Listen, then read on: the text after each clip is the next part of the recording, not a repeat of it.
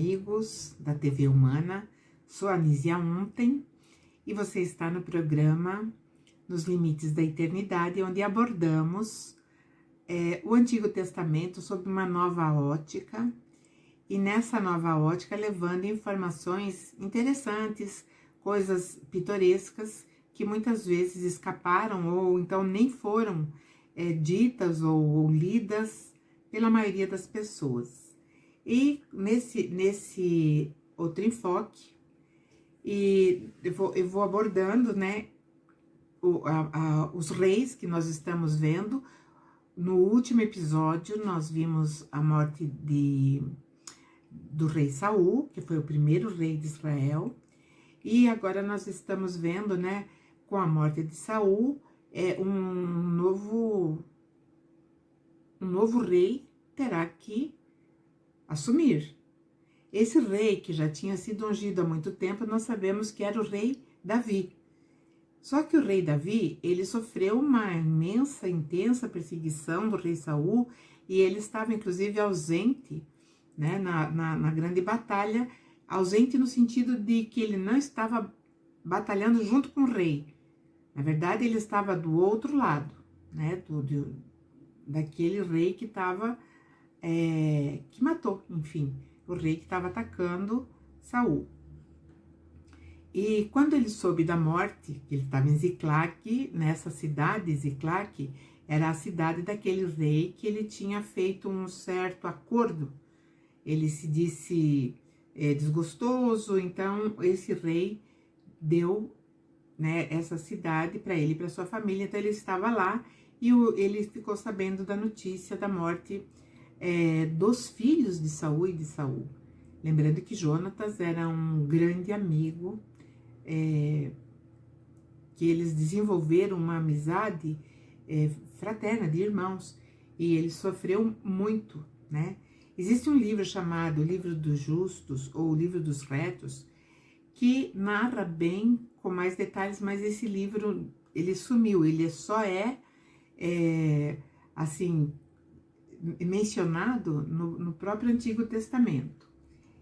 Então, depois da morte de Saul, ele enfrentou, né, grandes obstáculos em relação a assumir diretamente o trono, porque Abner, que era o general de Saul, que era fiel, ele não morreu na batalha. E como ele não morreu, ele vai aclamar um dos filhos, o filho caçula, que não morreu porque ele tinha problemas nos pés, ele se chamava Esbocete. Então, Abner, ele aclama Esbocete como rei de Israel. Então, nesse período, Israel ficou com 2 reis, porque a única tribo, ou as únicas tribos que o aceitaram como rei, era Judá e Benjamim. E então ele permanece, né, em Hebrom, onde ele ficou por 6 meses, e os enfrentamentos eram constantes, ou seja, os filisteus queriam invadir Judá, ele ia lá, lutava. Abner era, né, uma grande pedra no sapato dele, porque Abner realmente era um grande adversário e queria destronar Davi. Davi tinha um general, que era o braço direito dele, que era primo também dele, chamado Joabe. Esse homem era destemido e assim como Abner, ele era completamente leal. Além de leal, ele era estratégico e guerreiro. Ele era o estrategista de guerra de Davi, Joabe, enquanto Abner também era guerreiro e estrategista. Então Israel estava, até não é bem o termo dividida, é praticamente só, né, o sul que apoiava Davi. E Davi também sabia que mais dia, menos dia, ele teria um confronto entre, né, essas tribos que não aceitavam. E Joabe, que era estratégico, né, ele avança para o norte e ele vai, ganhando terreno e ele quer, o foco dele, o objetivo dele era eliminar Abner, que era o general de Saul, né? E quando eles se encontraram nessa, vamos dizer assim, nessa caminhada que ele fez com os seus exércitos e tudo mais, ele encontrou o Abner. Só que ele queria ganhar tempo para realmente se situar bem dentro daquilo que poderia acontecer. Então ele propõe para o Abner, né, uma luta.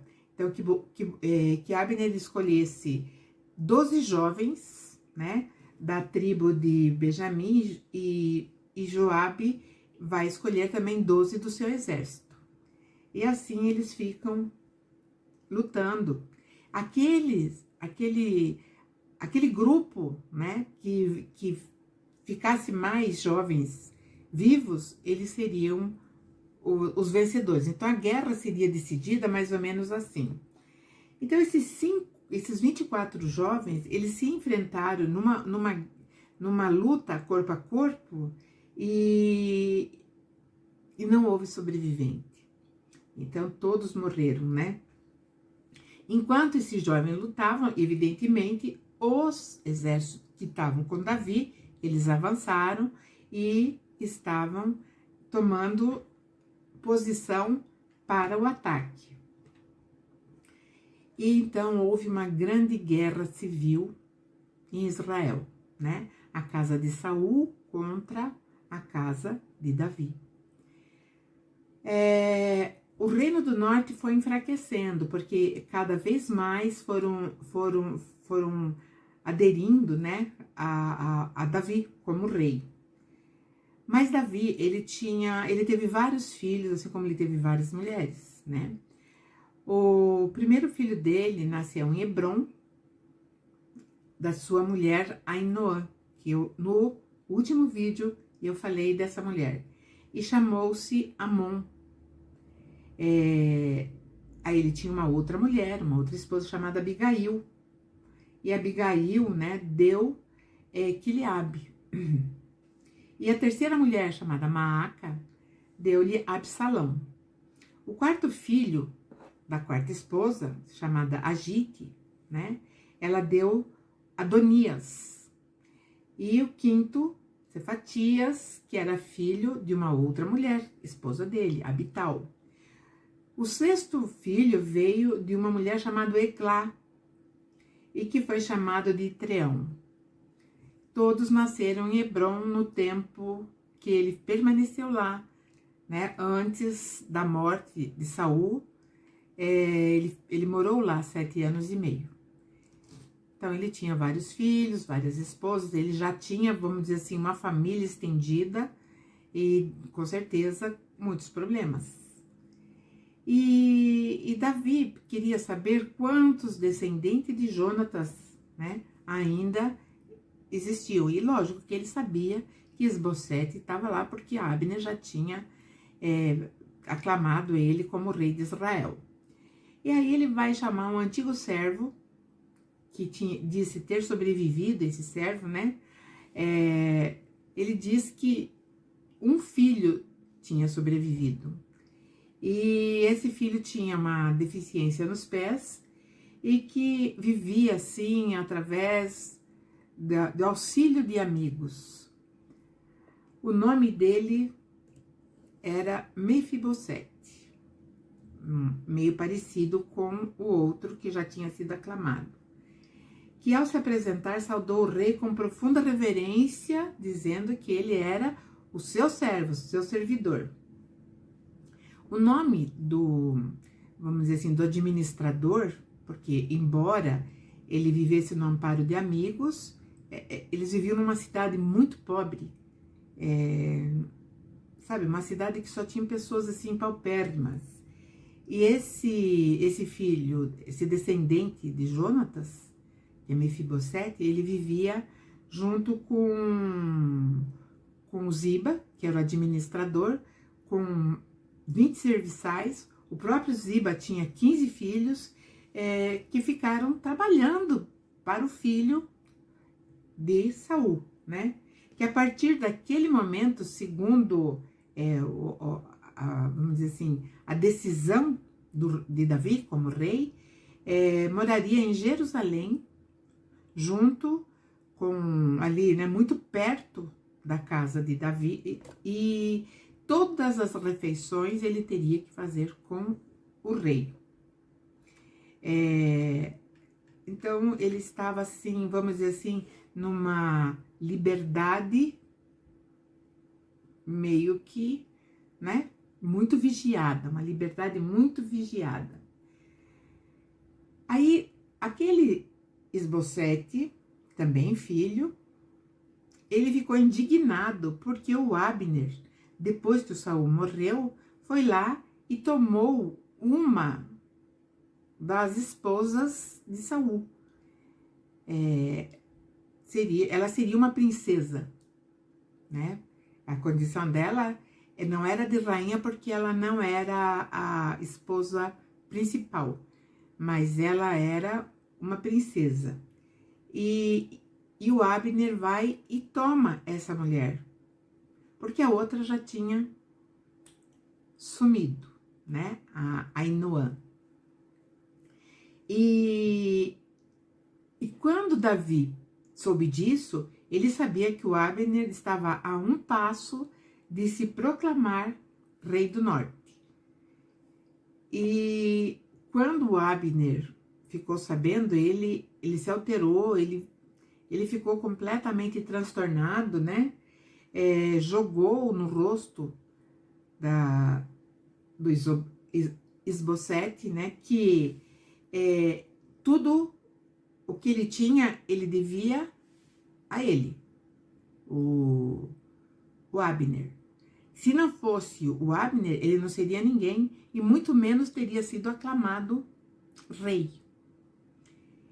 E por causa de uma mulher, que ele, inclusive, ele chama que ela era uma mulher à toa, né? Colocava toda uma situação política em risco. Então, assim sendo, o Abner falou, é melhor eu me unir a Davi e você vai ter que servir ao outro rei, quando na verdade você seria o sucessor do governo, né? E Isbosete tinha muito medo de Abner, então ele calou, consentiu e ficou quieto. Bom, se nós olharmos a história sem um apego religioso, até o fanatismo, nós vamos ver que existiram alianças interesseiras, políticas, né? Nós vamos ver os prantos que atrás, para angariar simpatizantes. Então, Davi, ele tinha uma inteligência, mas ele tinha também uma estratégia em tudo aquilo que ele fazia. Então, com a morte de Saul, tudo que ele fez, os gritos que ele deu, o choro, o pranto, era, na verdade, talvez sentindo, sim, pelo Jonatas. Mas ele estava também querendo, o quê? Chamar a atenção vamos dizer assim, dos admiradores do rei Saul, né? Então, ele queria, na verdade, engrossar o apoio político. E não era muito diferente do que nós vemos nos momentos atuais, né? E Abner, ele cumpriu o que ele falou. Ele realmente foi e mandou mensageiros e ele queria fazer aliança com Davi. Aí, quando ele propôs aliança, ele falou que tinha uma condição. Davi falou, tem uma condição. Lá atrás, em outros vídeos, né, eu falei que Saul fez o casamento de Davi com uma das filhas dele, né, que era Abigail, era a sua primeira esposa, e que depois não deu certo, né? Depois começou a perseguição, Saul perseguindo, eles nem viveram juntos. E quando somente o Isbosete teria autoridade de mandar Abigail novamente para Davi, né? Lógico que não era amor que Davi estava sentindo por Abigail e nem uma maneira de recordar, né, aquele tão querido amigo Jonatas, mas sim assegurar uma aliança com o antigo rei, porque ela era uma princesa, filha do rei, e ela sendo a esposa dele, automaticamente ele tinha mais legitimidade como rei de Israel. Então, desculpe, eu falei Abigail, né? Mas é Mical o nome da primeira esposa dele, Abigail é outra, né? Então, Mical, ela tinha casado com outro homem, e ela era feliz com esse homem, e lá não há registro se eles tiveram filhos ou não, mas enfim, ela teve que, vamos dizer assim, ir contra a vontade, né? A abdicar do seu casamento, e ela sabia por quê. Se ela não aceitasse, evidentemente, alguém iria morrer, né? Tudo o que aconteceu trouxe, assim, vamos dizer assim, uma carga pesada para a vida de Davi, embora era uma segurança a Mical estar com ele, né? Abner chegou a ajudar, e aí Davi deu uma festa pomposa para ele, uma festa muito grande, a animação era imensa, né? E Davi estava satisfeito com a aliança que ele estava fazendo com aquele general.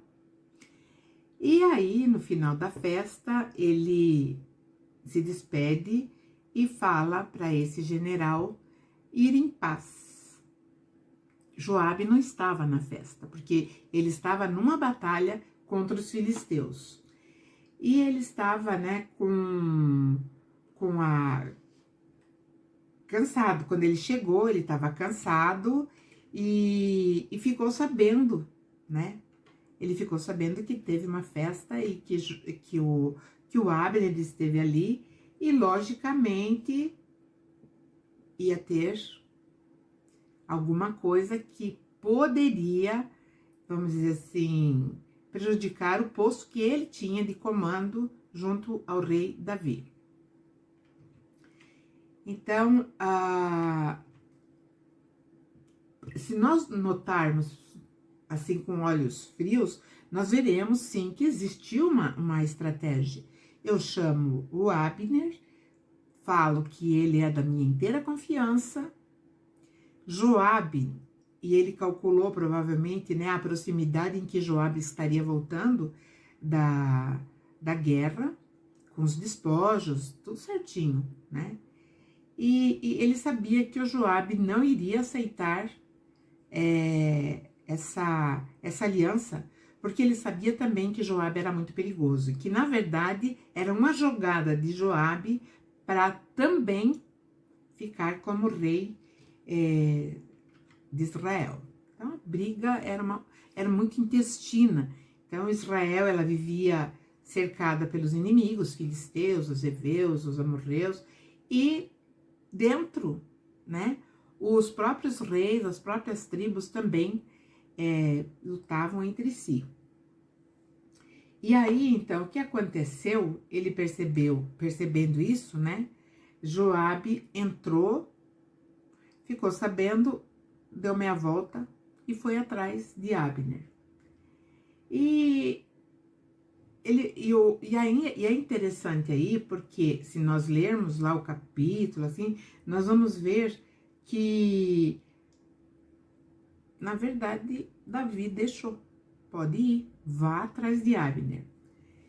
E aí Abner vai, e quando o Joabe vai, quando o Abner o vê chegando, ele acha que ele veio também confraternizar, ele vai lá e dá um abraço, e daí já leva ali na hora a facada, e ali ele morre.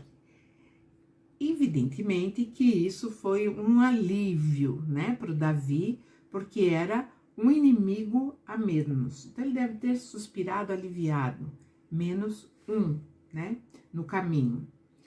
E a morte, principalmente, isso que era muito importante, a morte não seria imputada a ele, Afinal de contas, foi o Joabe lá que foi e criou esse problema diplomático com as tribos. Então, o que ele vai, né? O que Davi faz?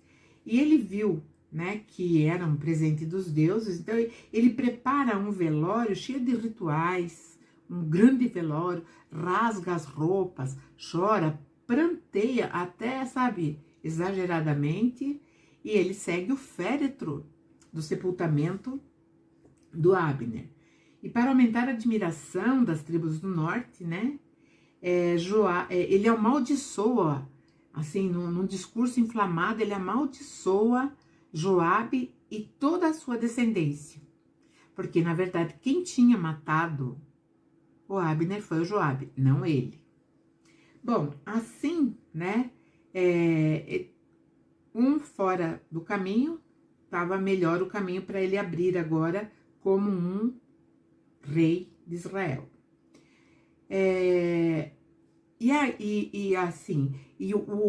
O Joabe, ele tinha um motivo muito sério para não gostar do Abner, porque num dos combates que teve assim entre os próprios, dentro da guerra civil, o Abner matou o irmão de Joabe, que também era primo de Davi. Então, houve assim uma coisa muito pessoal também. E os arameus também, né, deram muito trabalho. E aí a gente percebe que Davi tinha uma estratégia muito maior do que o próprio Joabe poderia supor, né? E na casa de Isbosete, aquele que não tinha, que tinha problema nos pés e que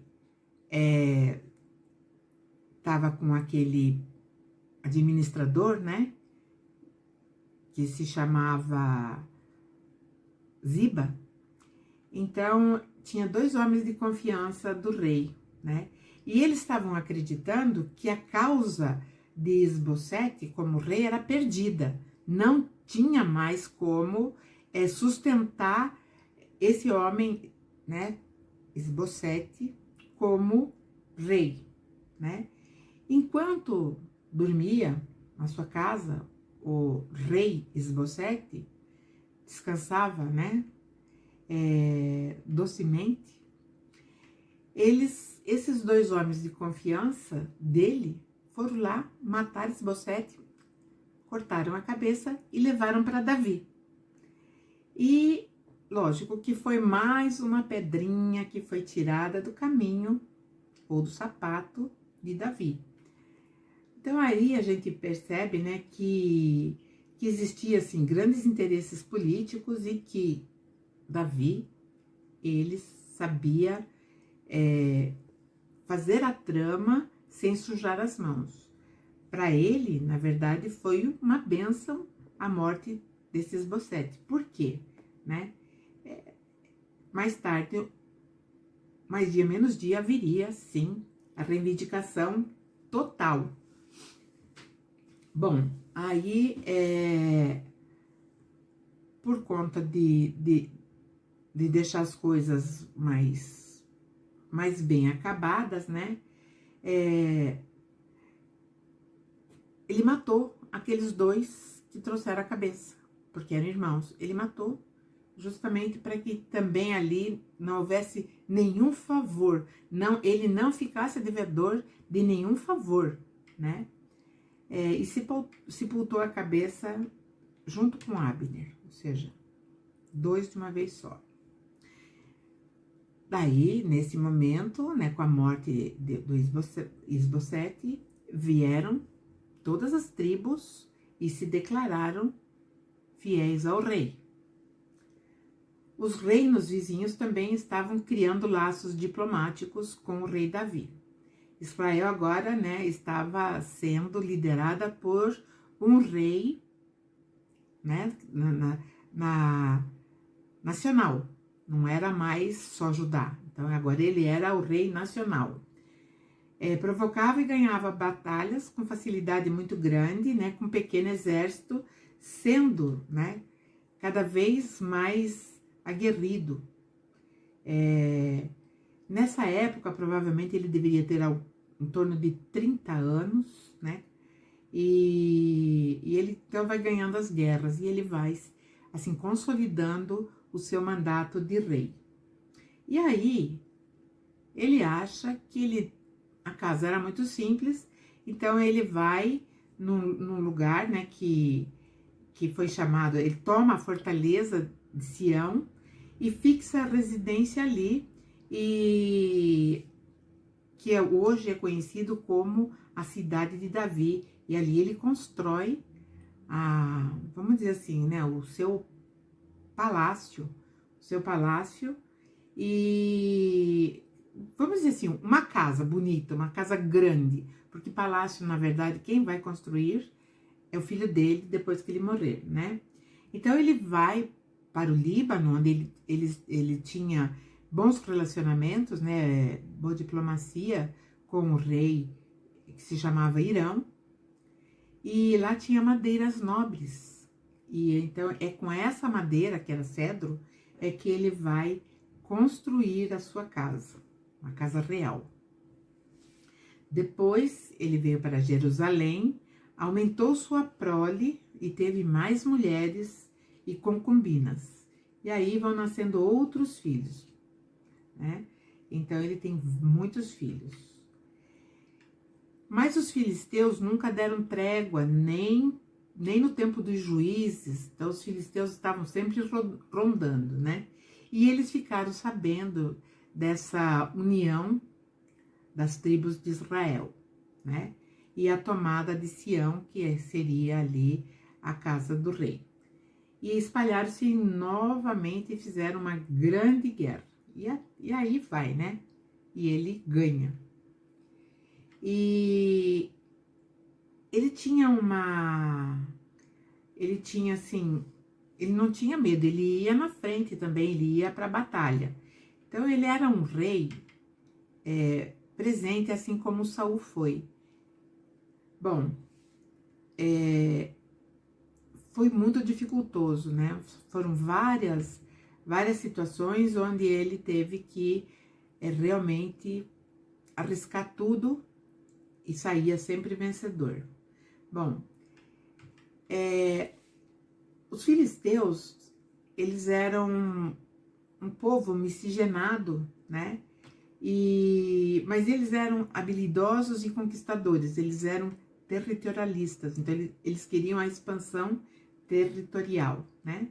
Queriam montar um império, porque naquela época o mundo estava girando em torno, né, do grande império que ainda lá estava vigorando, o Império Assírio. Mas o Império Assírio estava longe ainda de Israel ou de Jerusalém, né? Que depois Jerusalém vai ser o foco de toda cada invasão. O objetivo era Jerusalém. E a arca, né? Eles estavam carregando a arca também para casa, né? Para Jerusalém e na casa do rei. Então eles colocaram a arca num carro novo, um carro puxado com bois, né? E antes de chegar lá onde a arca estava anteriormente, antes de chegar no destino, ela estava na casa de um homem chamado Abinadab. Esse homem, lógico, né, era aquele que era vamos dizer assim, que cuidava e zelava da Arca da Aliança, né? E ele tinha 2 filhos, esse homem, que conduziam cuidadosamente o veículo, né? E Davi e o povo seguia cantando, né? Num cortejo, cantando, dançando, tocando harpas, tocando tambores e pandeiros, símbolos, enfim, né? Era um desfile muito bonito. Até na minha mente passa assim, Unidos da Arca. Mas, de repente, o cavalo, a carroça passa por um buraco e a arca parece que vai cair. E os homens, né, seguram e morrem instantaneamente. Então, mais uma vez, nós vemos que tinha alguma coisa dentro daquela arca que que gerava, né, provavelmente uma radiação ou um choque, alguma coisa assim nesse nível. E quando Davi viu, ele ficou meio assustado, porque embora ele soubesse da arca, ele não sabia o que ela poderia produzir, que era a morte instantânea de quem tocasse nela. E ele ficou com medo. Ele falou: acho que eu não vou levar essa arca para minha casa, porque, sei lá. Então ele vai até um homem chamado Obed-edom e deixa, né, a arca na casa desse homem. Cuida dessa arca que depois eu venho buscar. E lá a arca ficou durante 3 meses. E Davi ficou sabendo que enquanto a arca estava na casa desse Obed, ele prosperou, ele ficou muito melhor de vida e todas as coisas boas começaram a acontecer para ele. E aí ele falou: tá na hora de eu trazer a arca, porque a arca, embora perigosa, ela traz também prosperidade. E ele precisava como rei, né? E aí, novamente, outro desfile, outro cortejo animado trazendo a harpa. Só que nessa trazida, Davi ia na frente e ele entrava em êxtase, ele cantava, dançava, e ele colocou o éfode, que eu também falei em vídeo anterior, né, que era aquele colete que, na verdade, ele se protegeu, porque aquele colete, na verdade, era uma proteção contra alguma coisa que tinha dentro dessa arca, radiação, choque, não sei.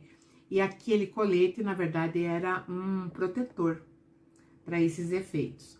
E a Mical, que foi a primeira esposa dele, mas que depois casou com outro, e que foi obrigada, né, o irmão obrigou ela voltar para o rei Davi, embora ela odiasse agora Davi, ela estava assistindo da janela, toda aquela, sabe, aquela alegoria descendo, a arca vindo, e principalmente o rei dançando na frente da arca. E ela olhou para ele com profundo desprezo e falou: isso daí é muito triste ver um rei, né, fazendo esse tipo de coisa. Você tinha que ter mais compostura. E quando a arca foi colocada na tenda que ele construiu para esse fim, né, porque daí já não tinha mais o tabernáculo, né, e aí ele vai fazer outro tabernáculo, que também pode ser chamado de tenda. Ele oferece holocaustos, lembrando que quando o Saul ofereceu o holocausto, ele virou persona não grata para o Senhor de Israel. Mas aqui, Davi, ele ofereceu e não aconteceu nada, né? Ele ofereceu holocausto, sacrifícios pacíficos, abençoou o povo em nome do Senhor, agora dos exércitos, e depois repartiu entre homens, mulheres e crianças bolos, pães, um bom pedaço de carne e um frasco de vinho para cada pessoa, e despediu todo mundo para os seus lares com muita paz, né, com desejo de paz, e todos seguiram muito satisfeitos com o rei. Ao entrar em casa, novamente, né, ele encontra a reprovação daquela que seria sua primeira esposa. Então, naquele momento, naquela situação, ela seria a esposa principal, porque ela era uma princesa legítima, filha do rei. Então, no próximo vídeo, nós iremos falar sobre um profeta que vai surgir, chamado Natã, e ele vai mudar um pouco o rumo dessa história. Eu sou a Anísia Ontem, da TV Humana. Agradeço por vocês nos assistirem e peço que vocês compartilhem e assistam a nossa programação, que está cada dia melhor. Até a próxima!